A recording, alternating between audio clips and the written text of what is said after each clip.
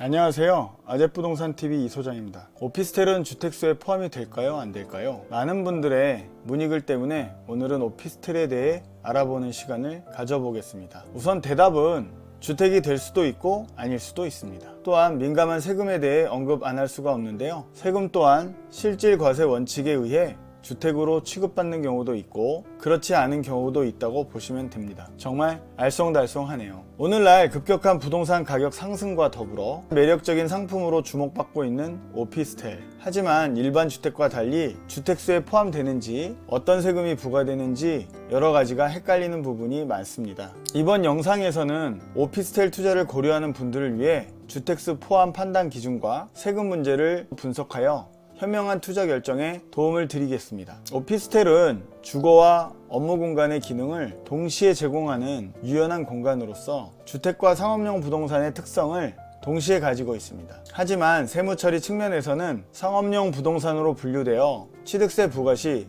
불이익을 받는다는 점을 주의해야 합니다. 일반 주택은 1에서 3% 정도의 취득세가 부과되는 반면 오피스텔은 최대 4.6%의 취득세를 부담하게 됩니다. 또한 오피스텔 투자 시 가장 중요한 고려사항 중 하나는 바로 주택수에 포함되는지 여부입니다. 주택수에 포함되면 재산세, 의료보험 증가 등 주택 관련 세금이 부과되기 때문입니다. 여기서 알아두어야 할 것은 주택수 포함 기준은 전입신고 후 거주 시 주택수에 포함된다는 것입니다. 또한 이때 주의할 점이 있습니다. 임대 시 임차인이 전입신고를 하지 않으면 주택으로 판단할 수 없으므로 주택으로 간주하지 않고 그냥 오피스텔로 신고하면 될 거라 생각하시는 분들이 있을 텐데요. 여기서 많은 문제들이 발생합니다. 가장 많이 발생하는 분쟁 사례는 다음과 같습니다. 임대차 계약 시 특약사항에 임차인은 해당 주소지로 전입신고를 하지 않으며 전입신고 시 계약은 해지되고 그로 인해 발생한 임대인의 피해를 임차인이 보상해야 한다라고 기재한 경우 문제가 발생할 수 있습니다. 다시 말해 임차인이 처음에는 전입신고하지 않고 주거하기로 했으나 임대인 모르게 전입신고를 하여 해당 오피스텔이 주택으로 간주되는 경우가 종종 있는데요.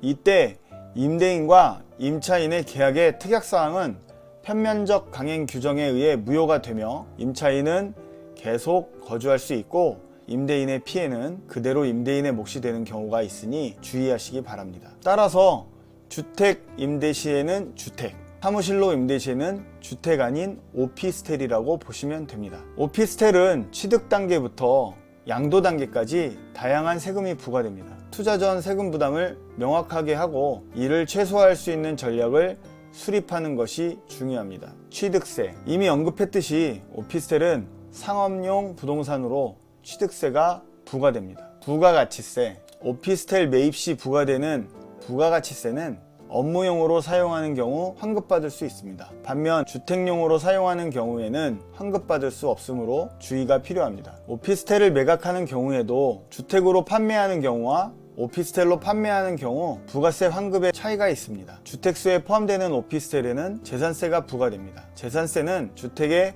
소재지역, 평형, 기준가 등에 따라 결정됩니다. 양도소득세. 오피스텔을 양도할 때 발생하는 양도소득세는 주택으로 사용했는지 다주택자인지에 따라 세율이 달라집니다. 특히 다주택자의 경우 양도소득세율이 더 높고 장기보유 특별공제 적용 기간도 단축됩니다. 의료보험. 주택수에 포함되는 오피스텔은 의료보험료 산정에도 영향을 미칠 수 있습니다.